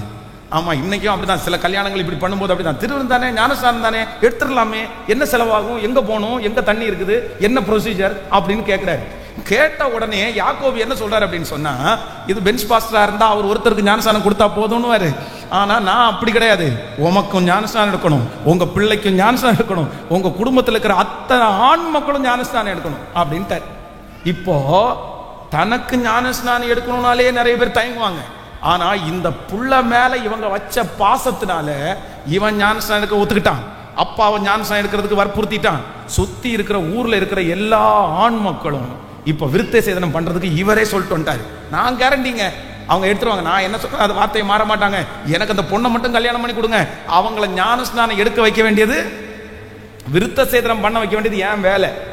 சொல்லிட்டு இவங்க ராஜா இல்ல, சொன்னா கேட்பாங்கல்ல, அங்க போய் அனௌன்ஸ்மெண்ட் பண்ணிட்டு என்ன ஏதுன்னு தெரியாம அத்தனை ஆண் மக்களுக்கும் அங்க விருத்த சேதனம் பண்ணாங்க. உடனே இங்கே இருக்கிற பிள்ளைங்க யாக்கோபு சொல்றாங்கன்னா, லேவி இவனுக்கு 2 பேரையும் சொல்லாங்களே, இந்த யாக்கோபனுடைய பிள்ளைங்க 2 பேரு, என் ஆத்துமாவே அவங்க ரகசிய ஆலோசனைக்கு நீ உடன்படாத, அவன் கத்தியை தூக்கிட்டு போனான்னு சொல்லிட்டு இவங்க அண்ணன் தம்பி 2 பேரும் சேர்ந்து ஒரு கூட்டு களவாணி போடுறாங்க. நம்ம தங்கச்சியை இப்படி நடத்திட்டானே, எப்படி அவனை விட்டுறலாம், கையோட கையா கத்தி எடுத்து 2 பேரும் தெரியாம போய் அவங்க அந்த நோவோட இருக்கும்போது அந்த ஊர்ல இருக்கிற அத்தனை ஆண் மக்களையும் இவங்க 2 பேரும் சேர்ந்து அவங்க எழும்ப முடியாத இருக்கும்போது, வலியினுடைய உச்ச கட்டத்தில் இருக்கும்போது அத்தனை பேரையும் கொண்டு சாச்சிருவாங்க. பெரிய ஒரு பெரிய இழப்பு. யாருக்காக தெரியுமா? இந்த சீகேம் என்கிற இந்த ஒரு மனுஷனுக்காக எத்தனை பேர் தெரியுமா? எத்தனை பேர் தெரியுமா? அவ்வளவுதான், எல்லாரும் இறந்துட்டாங்க, எல்லாரும் குடும்பமே போயிடுச்சு. அதுக்கப்புறம் யாக்கோபு அந்த ஊர்ல உட்கார முடியாம அவரும் கிளம்பி போய் இன்னொரு இடத்துக்கு போகணும்னு சொல்லி போறாரு. நேசம், தவறான நேசம், நேசத்தை நீங்க சரியா கையாள தெரியலன்னா அது உங்க வாழ்க்கையில சில நேரத்துல உயிரை கூட எடுத்துடும். உங்க வாழ்க்கையில இருக்கிற அத்தனையும் உங்களை விட்டு எடுத்து போடும். தேவ பிள்ளையே, ரொம்ப கவனமா கவனிச்சுங்க. வாலிப தம்பி தங்கச்சி கவனிச்சுக்கோ. நீ அன்பை சரியா நீ பகிர்ந்து கொள்ளலைன்னா, அன்புல உங்களுக்கு சரியான ஞானம் உங்களுக்கு இல்லைன்னா, நீங்க இழக்க கூடாதது ஒன்றுமே இல்லை என்ற அளவிற்கு நீங்க எல்லாத்தையுமே இழந்துருவீங்க. எல்லாத்தையுமே இழந்துருவீங்க. கேர்ஃபுல். இன்னைக்கு ஆண்டவரிடத்துல எல்லாரும் கேட்க போறோம், என் பிள்ளைக்கும் எனக்கும் என் குடும்பத்தில் இருக்கிற எல்லாருக்குமே எனக்கு ஒரு ஞானத்தை கொடுங்க ஆண்டவரே. எங்க அன்புல எந்த அளவுக்கு நான் யாரை நேசிக்கணும்னு எனக்கு கற்றுக் கொடுக்கறதுக்கு நல்லவராக இருக்கிறார். திருமணமாய் கொடுத்த பிள்ளையை எவ்வளோ நேசிக்கணும், திருமணமாகாத பிள்ளையை எவ்வளோ நேசிக்கணும், கணவனை எவ்வளோ நேசிக்கணும், மனைவி எவ்வளோ நேசிக்கணும், பிள்ளைகளை எவ்வளோ நேசிக்கணும், வேலை செய்கிறவங்களை எவ்வளோ நேசிக்கணும், சுற்றி இருக்கிறவங்களை எவ்வளோ நேசிக்கணும். இந்த வரைமுறையை நமக்கு கொடுக்கிறவர் யார் அப்படின்னா, கற்றுக் கொடுக்கிறவர் கர்த்தர் ஒருவரே. ஹல்லேலூயா, ஹல்லேலூயா. எத்தனை பேர் காயத்தமா இருக்கிறீங்க? அப்படியே தேவ சமூகத்தில் எழும்பி நின்று இந்த ஆராதனை முடிச்சுட்டு நீங்க எத்தனை பேர் வருவீங்கன்னு எனக்கு தெரியல. ஆனா பாஸ்டர், நான் மாற்றுறது இதுல தான் பாஸ்டர் மாற்றுறேன், நான் சிக்கிறது இப்படிதான் பாஸ்டர் நான் சிக்கிறேன். என்னுடைய இந்த அன்பை வச்சுட்டே என்னை ஏமாத்துறவங்க நிறைய பேர் இருக்காங்க. நான் ஒரு பாசமுள்ள ஒரு பிள்ளை, நான் ஒரு பாசமுள்ள பையன். ஆனா எனக்கு தெரியுது பாஸ்டர், எனக்கு தெரியுது நான் என்னமோ ரொம்ப நேசிச்சிடறேனோ, ரொம்ப நேசிக்கிறேனோ. ஒரு நிமிஷம் எல்லாரும் கவனிங்க, ஒரு நிமிஷம் எல்லாரும் கவனிங்க. ஆபிரகாமை குறித்து ஆண்டவர் சொல்லும் போது சொல்லுகிறார், உன் புத்திரனும் உன் ஏக சுதனும் நேசகுமாரன். அப்படின்னா ஆபிரகாமுக்கு பிள்ளை பிறக்கிறதுக்கு முன்னாடி அன்பெல்லாம் யாரிடத்துல இருந்துச்சுன்னா ஆண்டவரிடத்துல இருந்துச்சு. ஆனா இப்ப பிள்ளை பிறந்த உடனே மொத்த நேசமும் யார் மேல போச்சு சொல்லுங்க? பிள்ளை மேல போச்சு. ஆனா ஆண்டவர் என்ன சொல்றாருன்னா அந்த இடத்துல, இப்போ பிள்ளையா நானா, பிள்ளையின் மேல நீ வச்சிருக்கிற நேசம் பெருசா, என் மேல வச்சிருக்கிற நேசம் பெருசா அப்படின்ற ஒரு டெஸ்ட் வரும்போது ஆபிரகாம் என்ன நிரூபிச்சு காமிச்சார் அப்படின்னா, எனக்கு உங்க மேல இருக்கிற அன்பு தான் ஆண்டவரை பெருசு, ஏன்னா என் பிள்ளைய கொடுத்தது நீங்க ஆண்டவரே. இப்போ பிரதர் சிஸ்டர், உங்க வாழ்க்கையில நீங்க எதை வேணாலும் நீங்க நேசிக்கிறீங்க. ஆனா ஒரு வார்த்தை கேளுங்க, அந்த காரியத்தை கொடுத்தது யாரு? அந்த காரியத்தை கொடுத்தது யாரு? நீங்க காரை நேசிக்கலாம், நீங்க லேண்டை நேசிக்கலாம், நீங்க வீடை நேசிக்கலாம், நீங்க என்ன வேணாலும் நேசிக்கலாம். ஆனா அதை கொடுத்தது கர்த்தர் தானே. அப்போ முதல் நேசம் யார்கிட்ட இருக்கணும்னா அவர்கிட்ட இருக்கிற நேசம் அதுதான் ஃபர்ஸ்ட். அதுக்கப்புறம் நீங்க நேசிங்க, அதுக்கப்புறம் நீங்க நேசிங்க. இன்னைக்கு ஒரு தீர்மானம். சிலர் வந்து பிள்ளைகளுக்கு ஏதோ ஒன்று ஆயிடுச்சுன்னு வச்சுங்களேன், உடனே அவ்வளவுதான், அவங்களுடைய எல்லாமே ஜபம் இல்லை, சர்ச்சுக்கு வர்றதில்லை, தலையை பிரிச்சு போடுறது, குளிக்கிறது இல்லை, ட்ரெஸ் சேஞ்ச் பண்றது இல்லை. காரணம் என்னன்னா பிள்ளை பாசம் இருக்குது. அதுக்காக ஆண்டவரை தூசிக்க முடியுமா? ஆண்டவரை திட்ட முடியுமா? கர்த்தர் கொடுத்த குழந்தை தானே, ஆண்டவர் கொடுத்த பிள்ளை தானே. ஆண்டவருக்கு பாதுகாக்க தெரியும், ஆண்டவருக்கு பாதுகாக்க தெரியும். முதலாவது தேவன் தான், முதலாவது கர்த்தர் தான், அதற்கு பிறகுதான் கர்த்தர் கொடுத்தது. ஃபர்ஸ்ட் கர்த்தர். அல்லேலூயா. எத்தனை பேர் ஜெபம் பண்ண போறீங்க? எத்தனை பேர் ஜெபம் பண்ண போறீங்க? கேளுங்க. ஆண்டவரே, எனக்கு இந்த அன்பை பகுத்த ஆராயக்கூடிய ஒரு கிருபையை கர்த்தர் எனக்கு தாரும். Thank you Jesus. ஒவ்வொரு முழு இருதயத்தோட ஆண்டவரிடத்துல கேளுங்க. ஆண்டவரே, இந்த அன்பை எனக்கு சரியா கையாளக்கூடிய ஒரு ஞானத்தை கர்த்தர் எனக்கு தாரும். Thank you Jesus. Thank you Jesus. உடைய கைகளை உயர்த்தி ஆண்டவரிடத்துல கேளுங்க. மரணம் வரைக்கும் இது எனக்கு தேவைப்படுகிறது. ஆண்டவரே, இதுல ஒரு ஞானம் எனக்கு வெளிப்படுவதாக. ஆண்டவரே கர்த்தர், இதுல எனக்கு ஒரு நல்ல இரக்கத்தை கர்த்தர் பாராட்டுங்க. ஆண்டவரே சொல்லுங்க. நீங்க ஜெபிக்க ஜெபிக்க அந்த அற்புதத்தை கர்த்தர் செய்யறார். கர்த்தரிடத்துல கேட்டாலே ஆண்டவர் தருவதற்கு வல்லவரா இருக்கிறார். இதுவரைக்கும் நீங்க நிறைய இழந்திருக்கலாம், ஆனா கர்த்தர் இனி உங்களை இழக்க விட மாட்டார். ஹல்லேலூயா. ஆண்டவர் அதுல உங்களை ஒரு பெரிய சாட்சியாய் கர்த்தர் நிறுத்துவாராக. இசப்பா, எங்களை அந்த சாட்சியாய் நிறுத்துங்க ஆண்டவரே. எனக்கு கேளுங்க. நிறுத்துங்க ஆண்டவரே, எங்களை சாட்சியா நிறுத்துங்க ஆண்டவரே. எங்களை சாட்சியா நிறுத்துங்க ஆண்டவரே. எங்களை சாட்சியா நிறுத்துங்கப்பா. அந்த பகுத்தறிவை எங்களுக்கு தாங்கப்பா.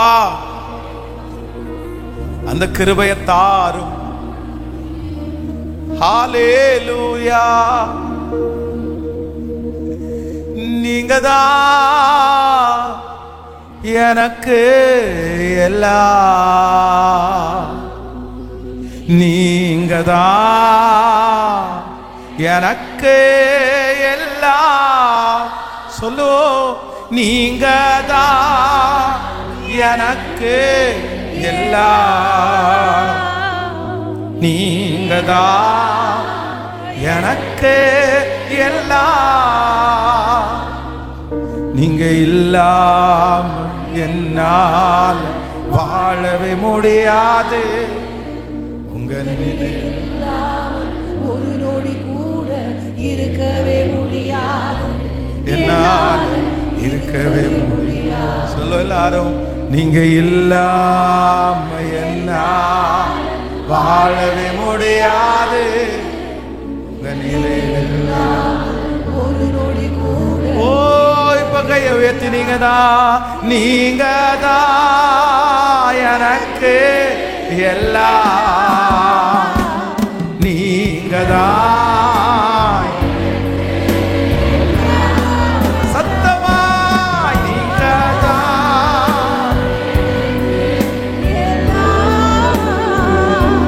நீங்கதான் எனக்கு எல்லாம். என் தந்தை நீங்கதான். என் அன்னை நீங்கதான். என் தந்தை நீங்கதான். என் அன்னை நீங்கதான். என் உயிரே நீங்கதான். எனக்கெல்லாம் நீங்கதான்.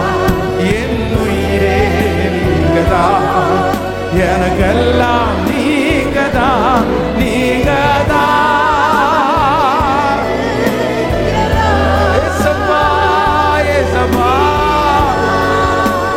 எனக்கு எல்லாம். நீங்கதான் எனக்கு எல்லாம். எனக்கு எல்லாம். நீங்கதான் எனக்கு எல்லாம். இந்த பாடலை நான் பாடிட்டே இருக்கிறேன். காணிக்கை செலுத்திட்டு ஸோ ஸ்பெஷலா பிள்ளைகளுக்கு, தம்பிகளுக்காகவும் தங்கச்சிகளுக்காகவும் ஜெபம் பண்றதுக்கு நான் விருப்பப்படுறேன். இந்த பாடல் அப்படியே பாடிட்டே இருக்கும்போது தேங்க்யூ ஜீசஸ். ஸோ ஆன்லைனில் இருக்கிற பிள்ளைகளும் யாராவது ஒருத்தர் வெளியே வர முடியாமல் இருந்தா உங்களுக்காக இன்னைக்கு இந்த ஆராதனை முடியும் போது எல்லாருக்காக சேர்ந்து ஜெபம் பண்ண போகிறோம். இந்த 7th டே, இந்த 100 நாள் ஜெபத்தினுடைய இந்த 100 days ஜெபத்தில் கர்த்தர் நம்மளை சபையை சுத்திகரிச்சுட்டே இருக்கிறாரு. கர்த்தர் நம்முடைய திருச்சபையை சுத்திகரிச்சுட்டே இருக்காரு. ஹல்லேலூயா.